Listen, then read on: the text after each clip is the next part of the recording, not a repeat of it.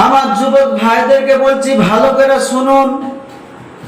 আপনার যেদিন মাথায় টুপি থাকবে, মুখে দাড়ি থাকবে, পোশাক লম্বা জামা হবে, প্রত্যেকটা মানুষ সম্মান জানাবে, প্রত্যেকটা মানুষ সালাম দিবে।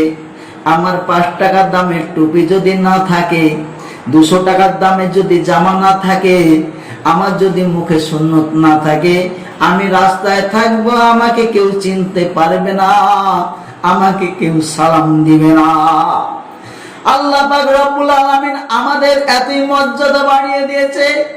মুসলমান ভাই, তোমরা ভালো করে শুনো আমার যুবক ভাই, যখন মাথায় টুপি থাকবে, মুখে দাড়ি থাকবে, তুমি বাসে চলবে, ট্রেনে চলবে, তোমার সম্মান হয়ে যাবে।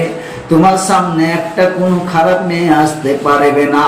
তুমি যখন শর্ট জামা গায়ে দিবে, তোমার যখন শর্ট প্যান্ট পরা থাকবে, তোমার দাড়ি থাকবে না, মাথায় টুপি থাকবে না, খারাপ মেয়ে তোমার গায়ে গা ঘেঁষবে। আর যখন তোমার এরকমই সুন্নতি পোশাক থাকবে যুবক ভাই, তখন তোমার কাছে কোনো খারাপ মেয়ে আসবে না।